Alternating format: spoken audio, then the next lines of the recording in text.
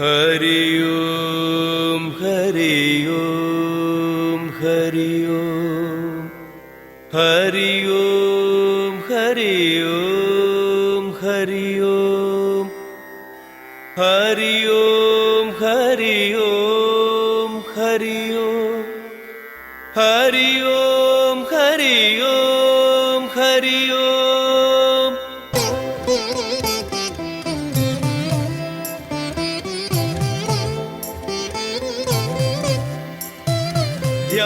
ധ്യാനജപാദികൾ ചെയ്തിടാത്തോൻ ആനന്ദാമൃതമുന്നില്ല. ധ്യാനജപാദികൾ ചെയ്തിടാത്തോൻ ആനന്ദാമൃതമുന്നില്ല. ധർമ്മം ദയ ഇവ കൂടാതെ സൽക്കർമ്മം ചെയ്യാൻ കഴിയില്ല. സൽക്കർമ്മം ചെയ്യാൻ കഴിയില്ല. ഹരി ഓം ഹരി ഓം ഹരി ഓം ഹരി ഓം ഹരി ഓം ഹരി ഓം ഹരി ഓം ഹരി ഓം ഹരി ഓം ഹരി ഓം ഹരി ഓം ഹരി ഓം. സംഘം മുഴുവൻ പോയിടാതെ സംസാരാഗ്നി കെടുകില്ല. സംഘം മുഴുവൻ പോയിടാതെ സംസാരാഗ്നി കെടുകില്ല. ഉള്ളിലസൂയയൊഴിഞ്ഞിടാതെ ഭഗവാൻ നേരിൽ വരുകില്ല. ഭഗവാൻ നേരിൽ വരുകില്ല. ഹരി ഓം ഹരി ഓം ഹരി ഓം ഹരി ഓം ഹരി ഓം ഹരി ഓം ഹരി ഓം ഹരി ഓം ഹരി ഓം ഹരി ഓം ഹരി ഓം ഹരി ഓം.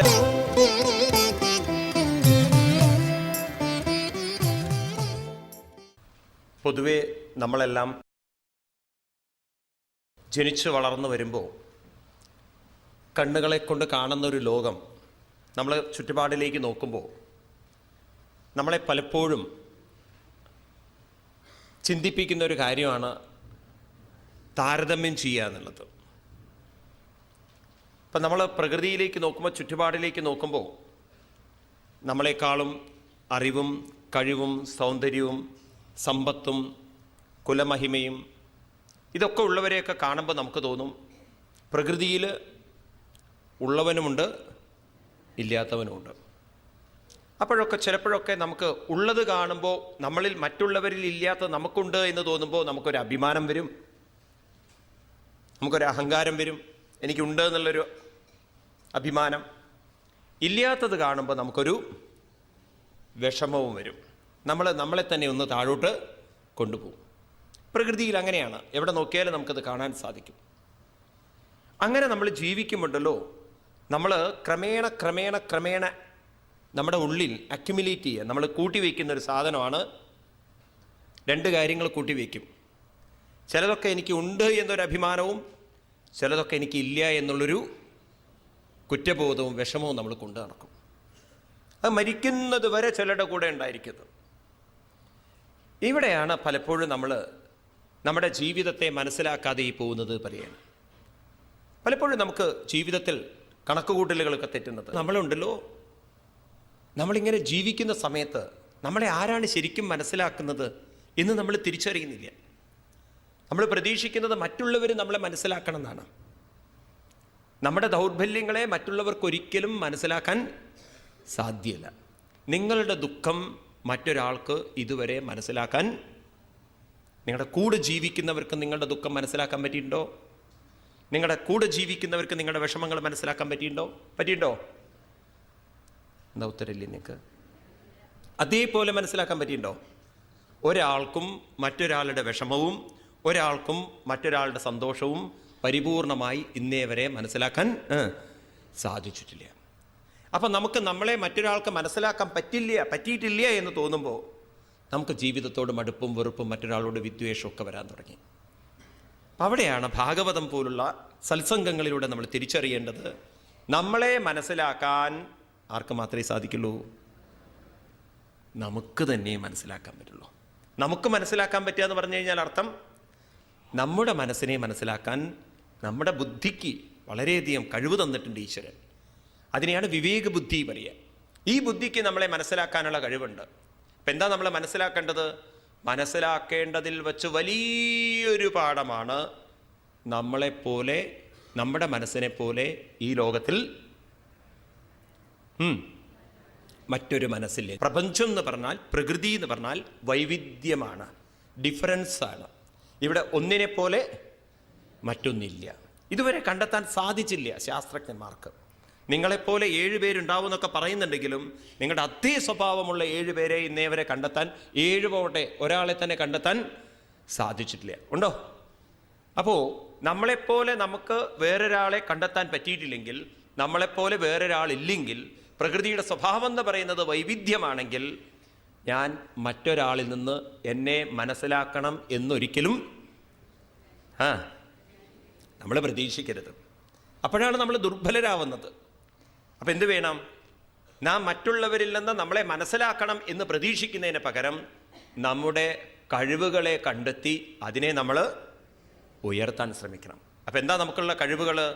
ഈശ്വരൻ തന്നിരിക്കുന്ന ഒരു വലിയൊരു കഴിവാണ് കാലത്തിന് വിധേയമായ ശരീരബോധത്തിൽ നിന്നും, കാലത്തിന് വിധേയമായ കാര്യങ്ങളിൽ നിന്നും മനസ്സിനെ കാലാതീതമായ സത്യത്തിലേക്ക് ഉയർത്താനൊരു കഴിവ് നമുക്ക് തന്നിട്ടുണ്ട്. അതായത് നമ്മൾ ഓരോരുത്തരും ഉള്ളിൻ്റെ ഉള്ളിൽ കാലത്തിന് അതീതരാണ്, പുറമേക്ക് നമ്മൾ കാലത്തിന് വിധേയരാണ്. ഇത് രണ്ടും കൂടി ചേർത്ത് വെച്ചിട്ടാണ് നമ്മളെ ഇങ്ങോട്ട് പറഞ്ഞയച്ചിരിക്കുന്നത്.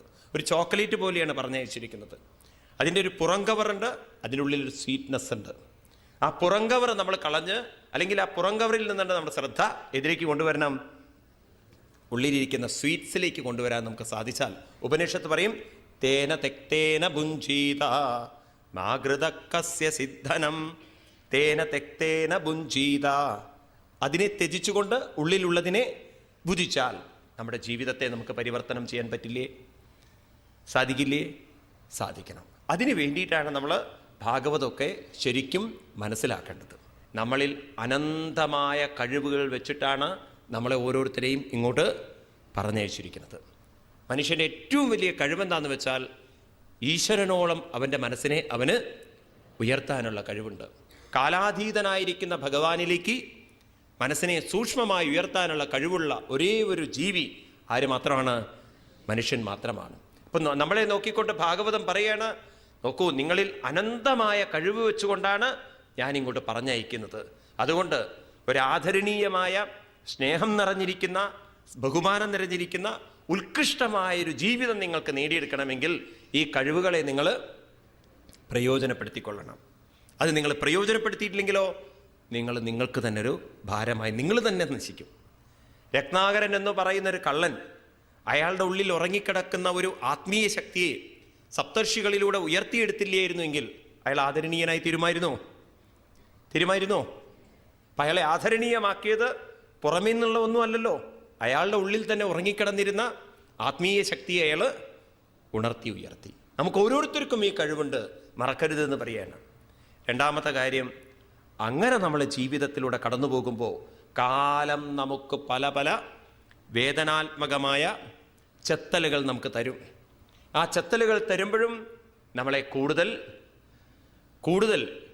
എന്തിനു വേണ്ടിയിട്ടാണ്? കൂടുതൽ ഭഗവാനിലേക്ക് കൂടുതൽ നമ്മൾ അനുഗ്രഹിച്ചുയർത്താൻ വേണ്ടിയിട്ടാണ്. കൂടുതൽ പരീക്ഷണങ്ങളെ അഭിമുഖീകരിക്കുന്നവരാണ് കൂടുതൽ ഉത്കൃഷ്ടന്മാരായിത്തീരുന്നത്. ഒരു പരീക്ഷണങ്ങളും അഭിമുഖീകരിക്കാതെ കടന്നു പോകുന്നവർക്കുണ്ടല്ലോ എന്നും ഭയം മാത്രമേ ഉണ്ടാവുള്ളൂ. നേരെ മറിച്ച് ഏത് പ്രശ്നങ്ങളെയും അഭിമുഖീകരിച്ചുകൊണ്ട് മുന്നോട്ട് പോകുന്നവർക്ക് ഏത് പ്രശ്നത്തെയും അഭിമുഖീകരിക്കാൻ യാതൊരു പേടിയുണ്ടാവില്ല. അതുകൊണ്ട് വേദനകളും ദുഃഖങ്ങളും വിഷമങ്ങളും നമുക്ക് തരുന്നത് എന്തിനു വേണ്ടിയിട്ടാണ്? നമ്മളെ കൂടുതൽ ഷാർപ്പാക്കാൻ വേണ്ടിയിട്ടാണ്, കൂടുതൽ കഴിവുള്ളവരാക്കാൻ വേണ്ടിയിട്ടാണ്.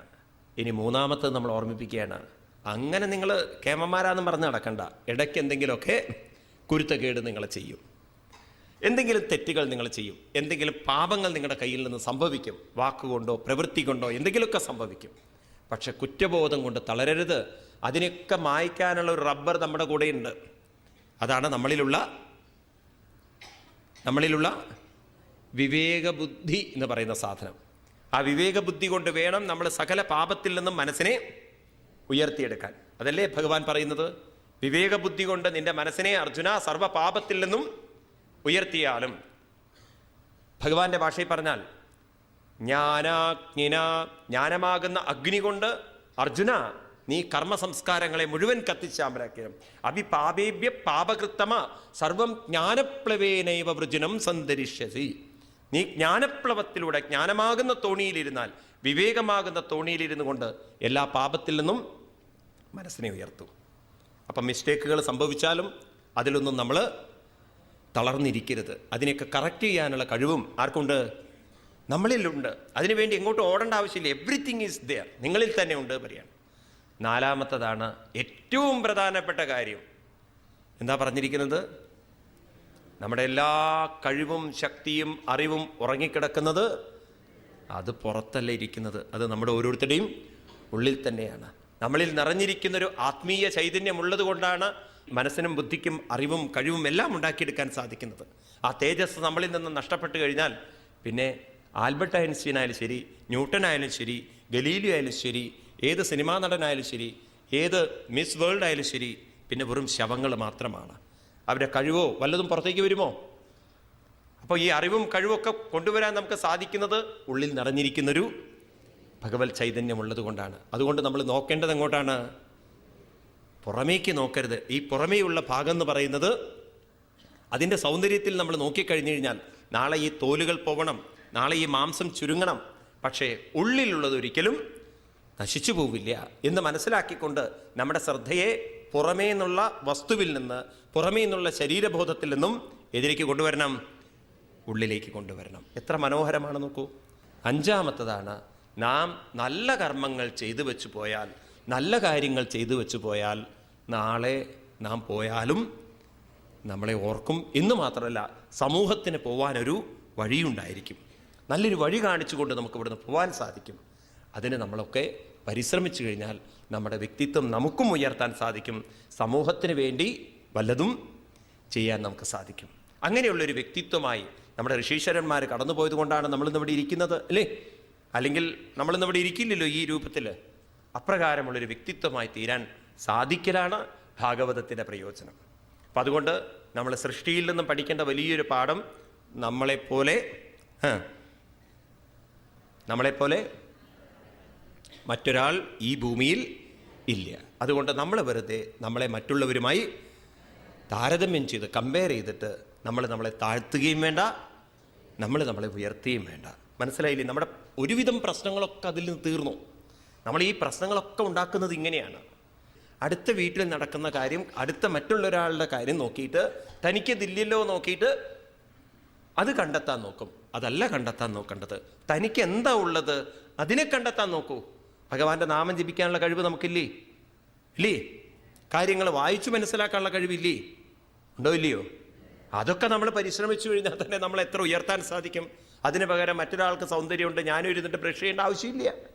ഒരിക്കലും എനിക്ക് അയാളെപ്പോലെ ആവാൻ സാധ്യമല്ല. വേറൊരാളെപ്പോലെ പാട്ടുപാടാൻ എനിക്ക് സാധ്യമെന്ന് വരില്ല. വേറൊരാളെപ്പോലെ കഴിവുള്ളവനാവാൻ എനിക്ക് സാധ്യമെന്ന് വരില്ല. അതുകൊണ്ട് ഇനി സൃഷ്ടിയിലേക്ക് നമ്മൾ കിടക്കുകയാണ്. ഇങ്ങനെ പറഞ്ഞു നമ്മൾ കാലഗണന നല്ല ശ്രദ്ധിച്ചല്ലോ നിങ്ങൾ, അല്ലേ? കാലം എന്ന് പറയുന്നത് രണ്ട് തരം കാലമുണ്ട്. ഒന്ന് സബ്ജക്റ്റീവാണ്, ഒന്ന് ഒബ്ജക്റ്റീവാണ്. സബ്ജക്റ്റീവ് എന്നത് അന്തർലീനമാണ്, അത് നമുക്കിനി മാറ്റാൻ പറ്റില്ല. ഒബ്ജക്റ്റീവ് എന്നത് മനസ്സിൻ്റെ ധാരണയാണ്, നമ്മൾ ഉണ്ടാക്കി വെച്ചിരിക്കുകയാണ്. ഓരോ സ്ഥലത്തിനും ദേശത്തിനനുസരിച്ച് ഓരോന്നുണ്ടാക്കി വെച്ചിരിക്കുകയാണ്. അതാണ് ഒബ്ജക്റ്റീവായിരിക്കുന്നത്. ഇപ്പം നമ്മുടെ ശരീരത്തിൻ്റെ പ്രായം എന്ന് പറയുന്നത് അതിൽ സബ്ജക്റ്റീവുമുണ്ട്, എന്നാൽ അതിൽ ഒബ്ജക്റ്റീവുമുണ്ട്.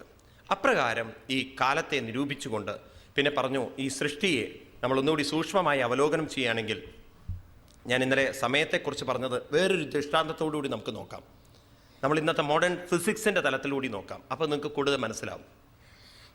ഒരു 19-ാം നൂറ്റാണ്ട് വരെ നമ്മുടെ ശാസ്ത്രജ്ഞന്മാർ മനസ്സിലാക്കിയിരുന്നൊരു കാര്യം, ആറ്റം, അണുവാണ് ഈ പ്രപഞ്ചത്തിലെ ഏറ്റവും സൂക്ഷ്മമായ പാർട്ടിക്കിൾ എന്നാണ്. അണുവിനാണ് അവർ പ്രാധാന്യം കൊടുത്തത്. പക്ഷേ 20-ാം നൂറ്റാണ്ടായപ്പോഴേക്കും, ആൽബർട്ട് ഐൻസ്റ്റീൻ്റെ കാലഘട്ടമായപ്പോഴേക്കും തുടങ്ങിയിട്ടുള്ള ശാസ്ത്രജ്ഞന്മാർ അവർ മനസ്സിലാക്കി ആറ്റത്തിനെയും സ്പ്ലിറ്റ് ചെയ്യാൻ പറ്റുന്നു. അപ്പോൾ അവർ മനസ്സിലാക്കി ആറ്റത്തിൽ അനവധി പരമാണുക്കളുണ്ടെന്ന്. ഈ പരമാണുക്കളൊക്കെ ആണെങ്കിലോ എപ്പോഴും ചലിച്ചുകൊണ്ടിരിക്കുന്ന സ്വഭാവമുള്ള പരമാണുക്കളാണ്. അങ്ങനെയാണ് അവർ കൂടുതൽ സൂക്ഷ്മതയിലേക്ക് പോയത്. പിന്നെ അവർക്കൊരു ധാരണ ഉണ്ടായിരുന്നത് ആ കാലഘട്ടത്തിൽ ഈ ജഡവസ്തുക്കളുടെ പരമാണുക്കളിൽ നിന്ന് ആറ്റത്തിൽ നിന്നാണ് പ്രകാശമുണ്ടാവുന്നത് എന്നാണ്. അങ്ങനെയാണ് അവരുടെ ഒരു ധാരണ ഉണ്ടായിരുന്നത് ശാസ്ത്രജ്ഞന്മാരുടെ.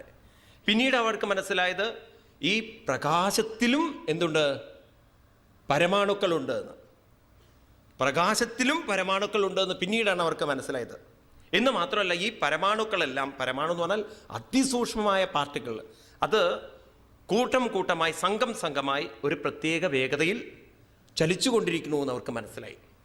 അതൊക്കെ അവർ കണ്ടെത്തിയ ഗവേഷണത്തിലൂടെ. വീണ്ടും അവർക്ക് തിരിച്ചറിവുണ്ടായി, ഈ പ്രത്യേക വേഗതയിൽ അവർ സഞ്ചരിക്കുമ്പോൾ ആ വേഗതയുടെ തരംഗം കുറവാകുമ്പോൾ, തരംഗത്തിന് ശക്തി കുറയുമ്പോൾ അതിന് പ്രകാശത്തിൻ്റെ ആ ശക്തി കൂടുതലായിരിക്കും, അതിന് തീവ്രത കൂടുതലായിരിക്കും, ശക്തി കൂടുതലായിരിക്കും. എന്നാൽ തരംഗത്തിൻ്റെ വേഗത കൂടുന്തോറും തരംഗത്തിൻ്റെ വലിപ്പം